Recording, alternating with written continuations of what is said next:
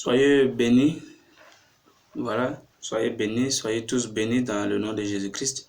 C'est votre serviteur, toujours le même, voilà, pour ceux qui ne me connaissent pas, c'est toi Josué. Voilà, le même Josué qui a conduit le peuple d'Israël au pays promis, dans le pays où coule le lait et le miel, à Canaan. Voilà, mais bref, passons. Princesse et prince de l'Éternel, mon message aujourd'hui pour vous, c'est le problème que rencontrent voilà, beaucoup de chrétiens aujourd'hui dans la société, de par le monde entier, et nous le constatons.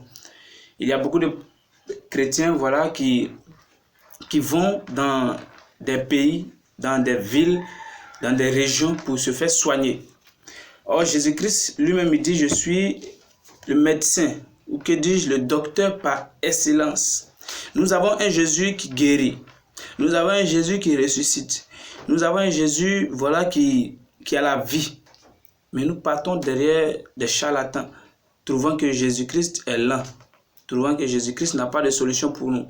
Comme si nous étions les derniers vraiment à rencontrer ces problèmes-là ou ces difficultés. Et j'aimerais vous parler aujourd'hui d'une solution pour d'autres qui ne le connaissent pas, une solution en tant que chrétien. Le problème de beaucoup de chrétiens aujourd'hui, ce n'est pas qu'ils ne croient pas. Voilà, ce n'est pas qu'ils ne croient pas en Jésus-Christ, ils croient, mais ils ont un problème. Et ce problème-là les empêche de recevoir la gloire de Jésus-Christ. Il dit, je m'en vais au Père, et lorsque j'irai au Père, je vous enverrai mon Esprit Saint. Et cet Esprit-là sera avec vous. C'est pour cela qu'il dit, je serai avec vous jusqu'à la fin des temps. Mais beaucoup ne vivent pas cela. Beaucoup ne vivent pas. Voilà, tu es d'accord avec moi? Beaucoup ne vivent pas cela.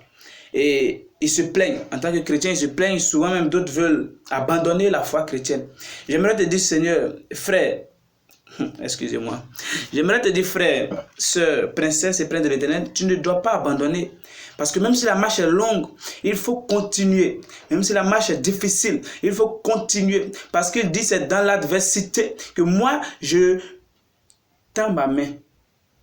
Il dit là où la main de l'homme s'arrête, eh bien c'est là que moi l'Éternel, ma main commence. Parce que je ne suis pas limité dans le temps ni dans l'espace. Ça peut prendre plusieurs années, ça peut prendre plusieurs mois, ça peut prendre des semaines. Tu trouves que c'est lent. Mais Jésus dit garde la foi. Aie la foi comme Job, sois patient comme Moïse. Et tu verras la gloire de Dieu dans ta vie. Mais à la condition que cette gloire-là, tu la vois, il faut que tu sois connecté à la gloire de l'Éternel. Il faut que tu sois connecté à la voix de l'Éternel. Et cette connexion-là se fera par la lecture de la Bible. Voilà. Cette connexion se fera par la lecture de la Bible. Même Jésus-Christ qui est venu en tant qu'homme, pour pouvoir faire son ministère, il a eu à prier. Tu ne pries pas, tu veux voir la gloire de Dieu. Comment? Jésus lui-même a eu à prier. Il a eu à prier maintes fois, des heures sur des heures. Avant de choisir ses disciples, il a prié. Frère, si tu veux voir la gloire de Dieu, il faut te mettre à la prière. Il faut passer du temps avec Jésus-Christ. Tu dois dire, Jésus, je suis là. Jésus, je suis prêt à t'accueillir. C'est ça, la marche chrétienne. Mais beaucoup veulent des choses faciles. Beaucoup veulent des choses ceci. Tu prends ton temps sur ton téléphone en train de regarder autre chose. Frère, regarde cette vidéo, elle te fera du bien.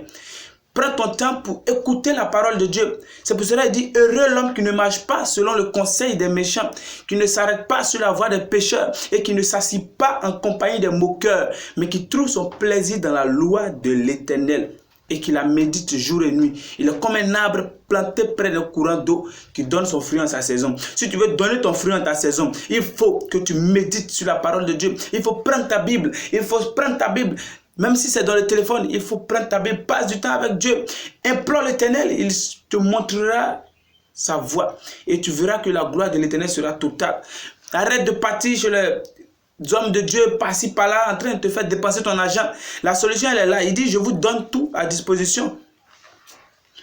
Les hommes de Dieu ne font que vous donner la parole. Et c'est à vous, à la maison, d'écouter, de prendre cette parole et de la méditer, de vous asseoir devant l'Éternel et de dire, Seigneur, je suis là. Seigneur, je suis là. Je veux faire ta volonté. Je veux te parler. Et c'est ainsi que nous verrons la gloire de Dieu.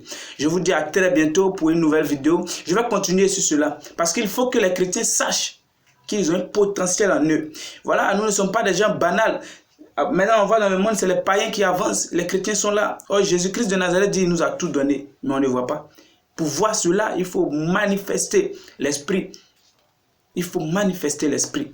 Reste connecté à l'Éternel. Reste attaché à sa voix. Et tu verras, quand la femme perdait du sang pendant des années, elle est partie de gauche à droite, se faire soigner, ça n'allait pas. Mais quand elle a vu Jésus-Christ, elle a eu une conviction. Elle dit, si je vais vers cet homme, si j'arrive à toucher le pan de sa robe, je sais que je serai guéri.